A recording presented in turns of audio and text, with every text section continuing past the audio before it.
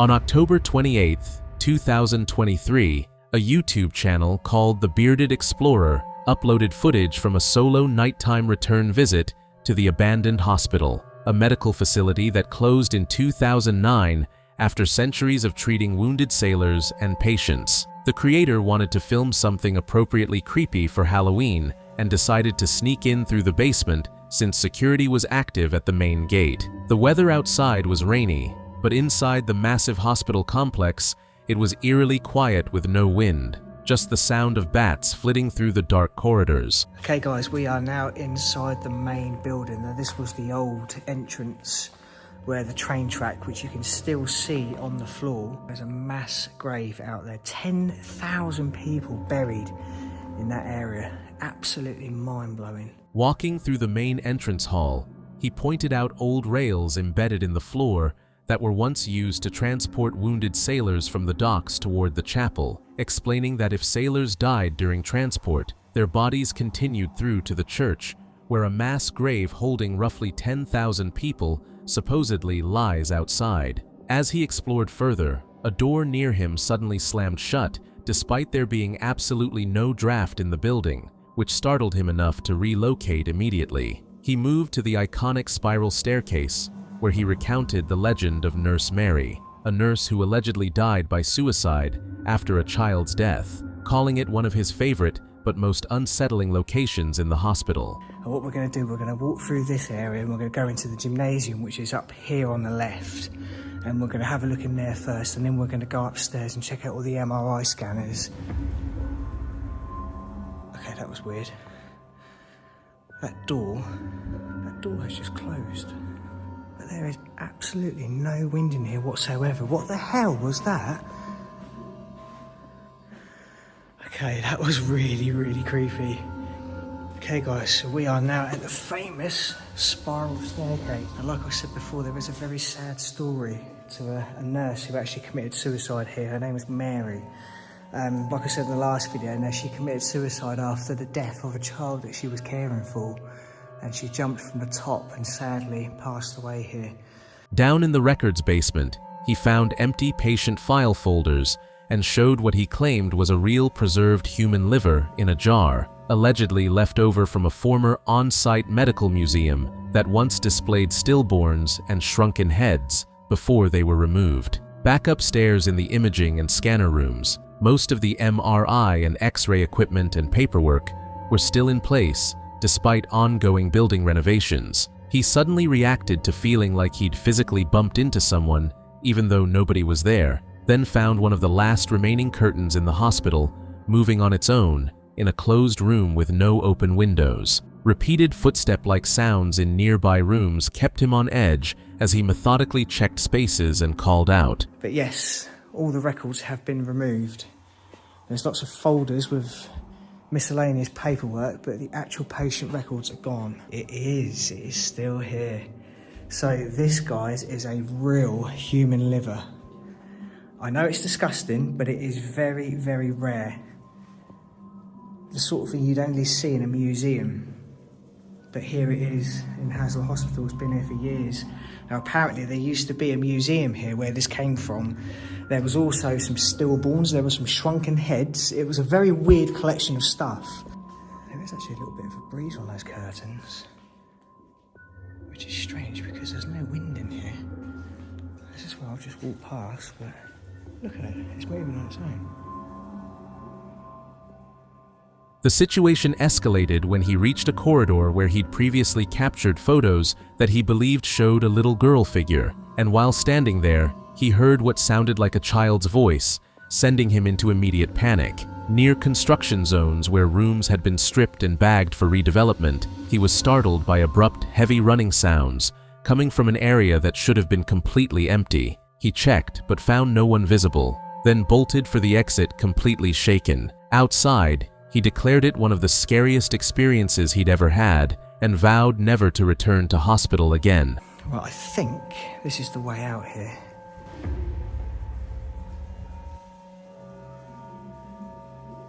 Right, I don't know if you heard that then, but that fucking sounded like... Hello? It sounded like And it sounded like a little girl. I don't know what it was. I don't know. It sounded like a little girl. Oh, fuck. Oh, fuck. Fuck.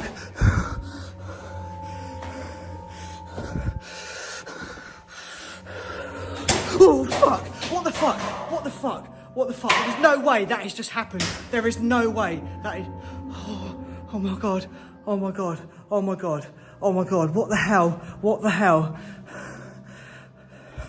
Right, you've just seen that with your own eyes. I have not touched that. There is nobody else here. What the fuck was that? How the hell did that happen?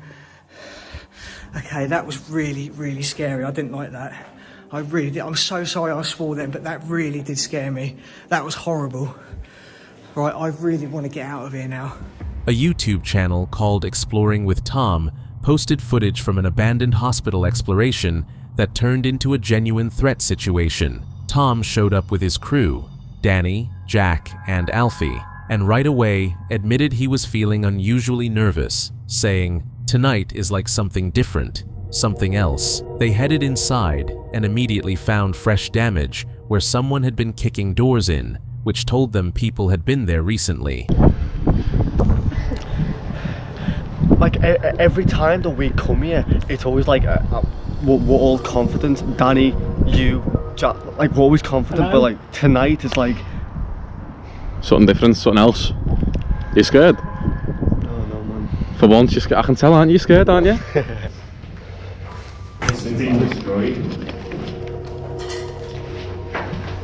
Someone's been kicking these doors in, man. Not good. Stand still, see if we can hear that again, because that was a bang. As they explored deeper, Tom and his crew were doing their usual thing, calling out, "Is anyone here? Can you make a noise for me, please?" and listening for responses. They pointed out what they called the nurse corridor, where people claimed to have seen a figure walking back and forth. Tom mentioned they'd done some kind of ritual before continuing, and then one of them made a mistake by taunting whatever might be there, saying, "If this is who I think it is, you're pathetic." His friends immediately told him not to say that kind of stuff. Is anyone here?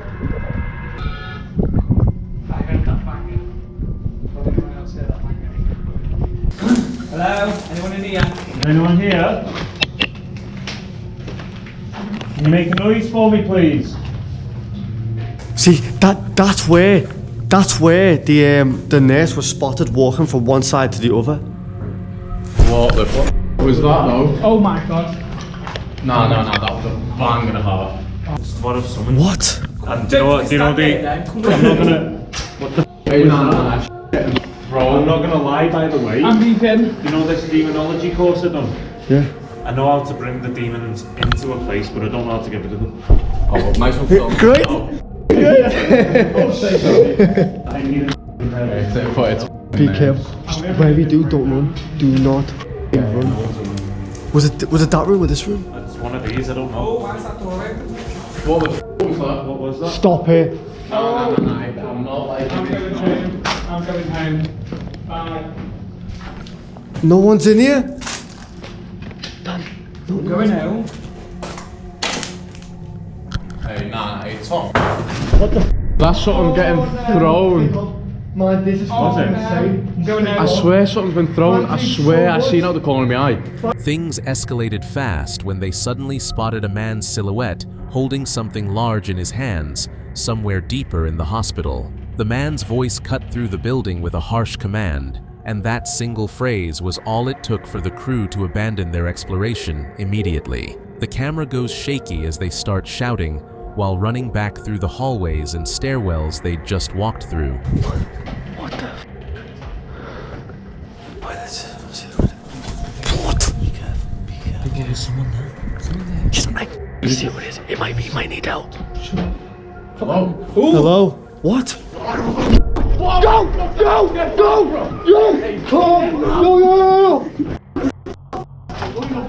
Shit.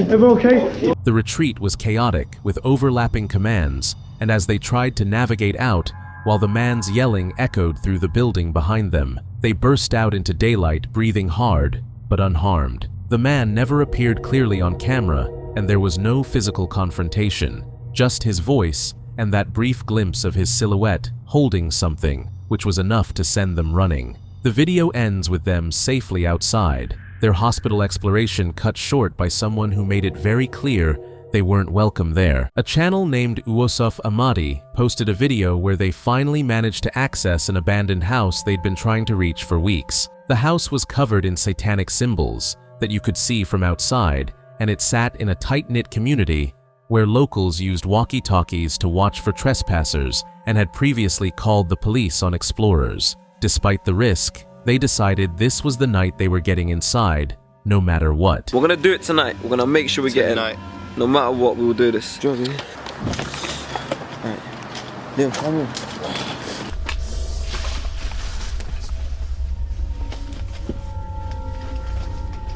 You can peek inside this hole.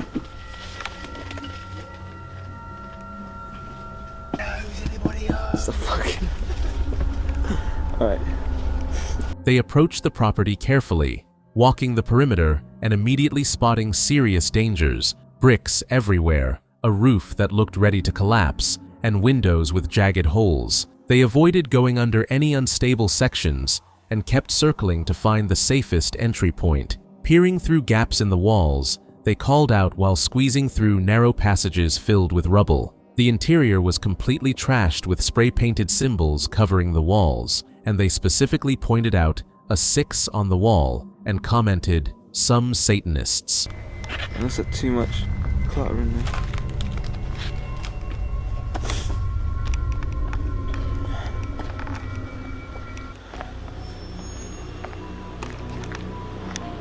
Oh my god.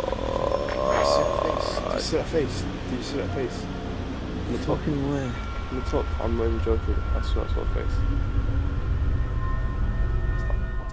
As they pushed deeper, they started opening cabinets and doors, finding metal objects, a shovel, and various power tools scattered around. So much stuff that someone joked that this could be a garage sale. They even discovered a set of keys and tried them on different locks, while reminding each other to watch the upper windows for movement, though none of the keys worked. The mood started shifting when someone thought they heard something, and the group got more cautious.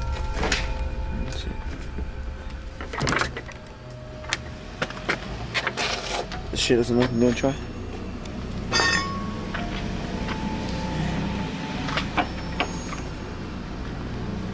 There's bare DVDs in here, fam. What is in there? I see metal. There's like a shovel in there. I see power tools. I don't know, garage sale. Fat padlocks on it. Oh, there's keys here. You wanna try them? These might not be actually jokes. They're bare rusted up.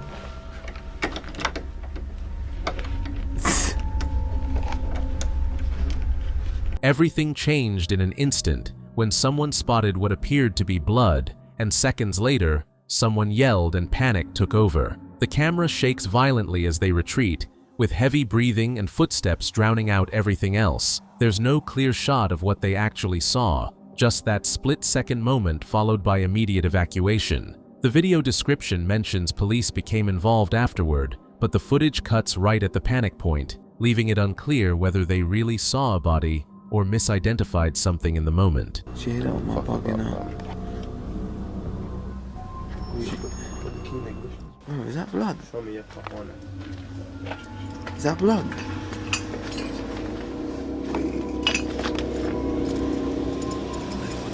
Fuck.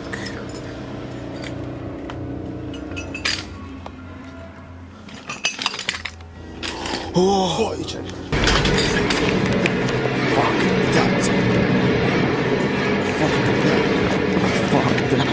Three friends named Tim, Ben, and John decided to hike deep into the woods to find a house that had rumors of being used for satanic rituals. Tim was filming and narrating while they made their way down a long, rough trail toward the location. They were joking around at first, with Ben getting lost briefly to grab some energy drinks, keeping the mood light during the hike. When they finally spotted the large, decayed structure through the trees, John pushed to be the one to go in first.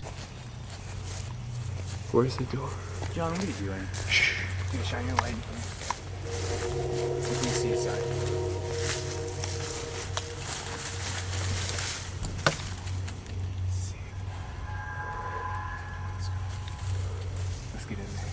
Just your confidence over there. You're there. Dude, it's open. Let's go.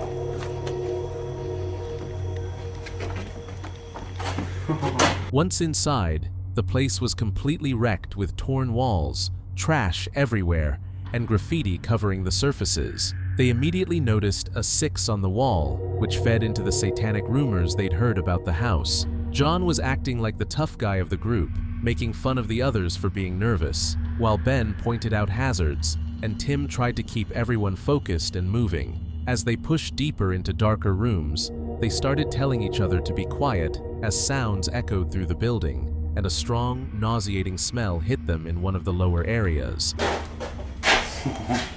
Dude, this is messed up. Whoa. Well, keep on going. What is this? Whoa, Jack. Whoa. Whoa. John, what degree is that on? Oh my god. Dude, your last probably just face tagging. Sorry. You getting scared by some graffiti now?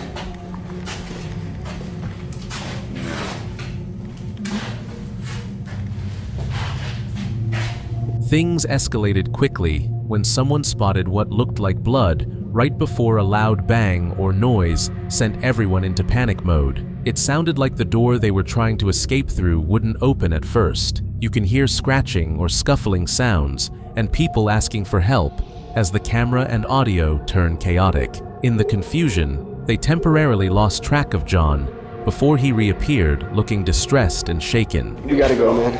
We gotta go. Whoa. Jesus. Oh my god! Go, go, go! Go, go, go, go, go, go, go, go, go! Oh my god! Oh my god! Oh my god. Oh, oh please help me. Okay, you gotta go. The door's locked. Get open! There's scratches. Go, go, go, go, go, go, go. They got out of the building with everyone breathing hard, but John was clearly upset about whatever just happened. He kept apologizing and telling them to shut the camera off and leave him alone. The video doesn't show clearly what actually attacked or scared John, whether it was another person hiding in the house, an animal, something falling from the unstable structure, or something else entirely. All viewers get is the chaotic audio, the struggle with the door, and John's disturbed reaction afterward, leaving the actual cause of the incident a complete mystery. Oh my god. Go!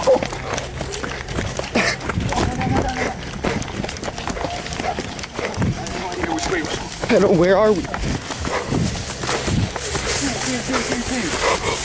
Guys, I'm sorry. It's fine. John. Let's go home. John. Let's go home. Leave me alone. Dude, shut the camera off! On 10th of June 2014, almost a year after turning back early from the Horton mine because of what he thought was a supernatural encounter, a solo explorer decided to return and push all the way to the end this time, no matter what happened. He'd previously captured footage that even got analyzed by the Science Channel's Strange Evidence show, and now he wanted to finish what he started. The mine sits in a canyon with the Victorine mine up on the ridge above it, and right at the portal entrance, there was still pooled water draining out from inside. You can see it kind of pooled up here outside, and here's the portal. So let's go check this out, see if it's any drier than it was a year ago when I was last here. Once he stepped into the tunnel, conditions were immediately sketchy. Yellow ventilation tubing hung overhead, and the rock-holding mesh and metal strapping that were supposed to support the ceiling were heavily rusted, corroded, and broken in multiple places. The floor was so muddy that his boots sank 4 to 5 inches with each step, and despite hoping it would be drier than his last visit, the whole tunnel was still soaking wet. Based on his research, the tunnel was dug in the late 1970s or early 1980s as a conveyor and haulage tunnel to move ore from the Victorine mine about 900 feet above, with a vertical ore pass dropping down to transfer material onto motorized tram cars. Okay, I just crossed over to where I thought the tunnel was drier, but you can see my footprint there. I sank in. That's probably a good 4 inches or so, 5 inches. Okay, I'm further in than I was a year ago. And this tunnel, the Horton Mine, was dug in the late 1970s or early 80s, and it was used as a conveyor tunnel. As he moved deeper, he passed a small alcove and could hear significant water falling somewhere ahead. The water on the ground was flowing rather than stagnant, which he noted was safer in abandoned mines, and there was heavy mineral buildup on all the submerged surfaces. He kept pushing past more ventilation tubing and backfilled sections until he finally reached what he believed was the back of the tunnel, roughly 400 feet in based on his pacing, shorter than the 600 feet he'd read about. You can sort of see it there around that rock. It's like a mineral, kind of a buildup, and that just continues. And the water is flowing. I can see it right there. So it's not stagnant water, which can be a problem in abandoned mines if it's stagnant. Better to have flowing water. And there's the portal and all those chains. Okay, we're getting deeper. Here is some kind of backfilled area on the other side of the tunnel. More ventilation tubing. And there's a lot of water up here coming in from somewhere. Well, I believe I've reached the end of the tunnel. I thought it was going to be a lot longer than this. I'd read 600 feet. Here's looking back at the portal. I don't know if that's 600 feet or not, but maybe more like 400. At the flooded end, he found the ore pass system with water cascading down from above. There was a metal ore chute angling down to a horizontal section where ore would have been dumped into waiting cars, and ladders running up at an angle that were part of a manway system. A grizzly, a bar grate designed to catch oversized rocks while letting smaller ore fall through, was still visible. He refused to climb the wet, rusted ladders because of how unstable everything looked. According to his account, while filming at this flooded terminus, he had another frightening encounter with an unknown presence that made him decide he would never return to the Horton Mine again. That is part of the ore pass coming down there at an angle. And that came down right over here to this horizontal section right here. And then the ore was probably dumped out into the waiting tram car. And then they would just haul it out the tunnel. There's one right above the ore chute right there. I don't know if there was a manway in the ore pass or not. There probably was. And that would probably go up about 800, 900 feet to the opening that's outside the Victorine mine. And right here is the end of the ore pass. You can see a grizzly in there. A channel named Uncharted Travel posted a video where the creator decided to do a solo overnight camp inside the abandoned Camp Bison prison deep in the Canadian wilderness. He left around 4 p.m., knowing he had roughly 2 hours of hiking ahead and wanted to arrive with about 30 minutes of daylight left to set up camp. The prison was built in 1958 as a medium-security isolation facility that could only be accessed by rail, was completely self-sufficient with its own power and inmate-grown food, and held around 850 people. When a highway was built nearby in the 1970s, it raised escape risks, and the government couldn't afford upgrades, so they closed it in 1975, and it's been abandoned ever since. So it always feels like there's somebody behind you.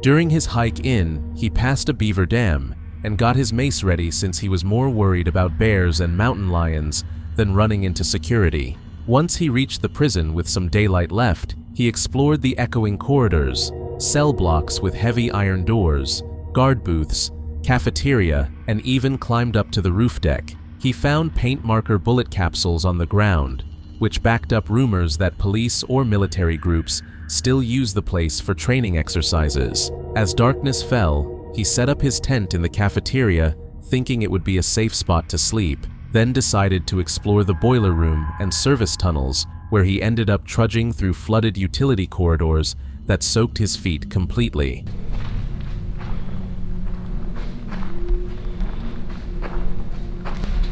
Just listen to the rain.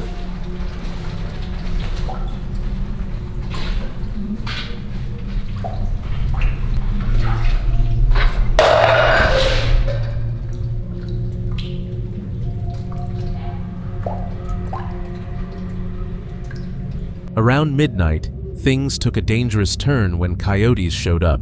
At first, it was just one outside his tent, but then a whole pack started circling and actually rubbing against the tent fabric. He kept bursting out with his knife and flashlight, yelling to scare them off, but they kept coming back and getting bolder each time.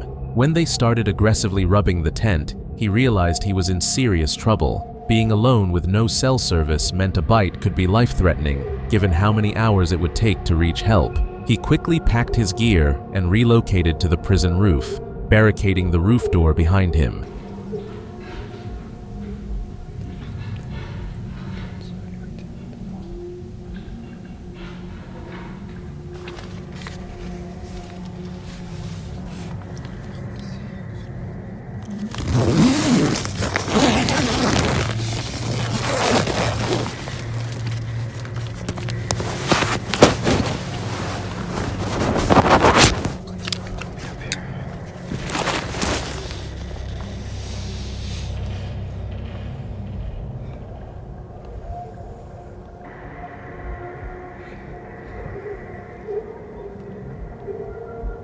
From up on the roof, he could hear the coyotes patrolling the second floor below him, growling and apparently tracking where he'd gone. He stayed quiet, armed, and awake through freezing temperatures for hours as everything around him iced over. By morning, he'd survived the night, and the sun revealed just how frozen the site had become. He explained that moving to the roof and barricading himself likely saved his life, since the coyotes had been displaying actual predatory behavior rather than just curiosity. The video ends with him showing his rooftop camp setup and the morning view, grateful he'd made it through what turned out to be a wildlife encounter rather than any paranormal or security threat.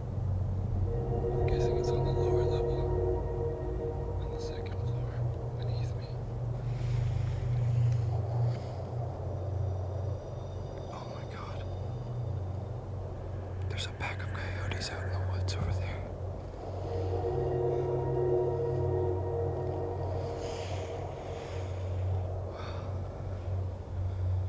Let's just hope to God they don't come up here. As soon as I tried going to bed, I heard, like, it sounded like human footsteps, like just like scraping across the floor. But it turned out to be just a pack of coyotes. So that was pretty sweet. They were like stalking me, and then after a little while, I heard them cackling, and then I realized it was sounded like a jackal or coyote. I'll just use coyote for ease of term. But yeah, they started circling,